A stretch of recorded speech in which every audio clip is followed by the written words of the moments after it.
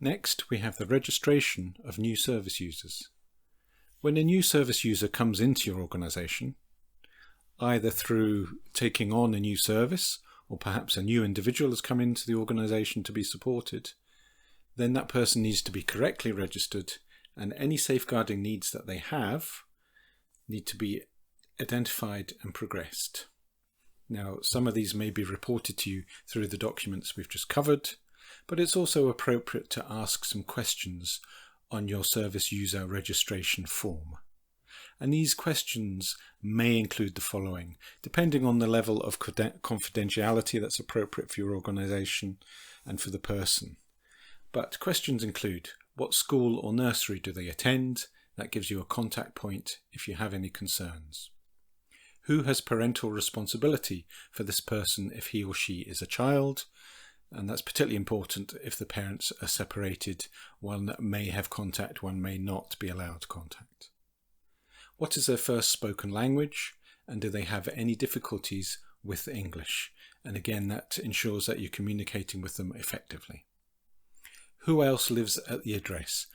Multi-occupancy properties are not uncommon and can be a safeguarding risk, so it's useful to know who else lives at the address so you can assess the risks appropriately or contact the appropriate professionals.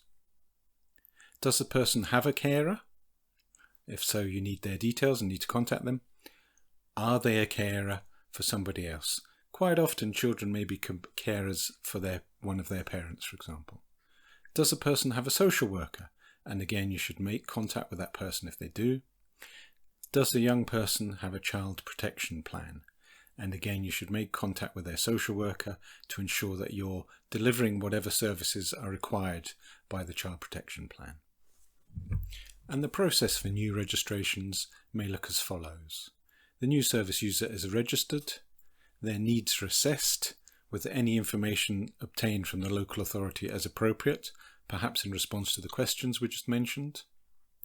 The safeguarding lead in the organisation is informed if there are safeguarding needs for this person.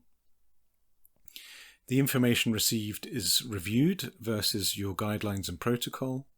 And again, specialist input may be required to do that, to identify safeguarding needs.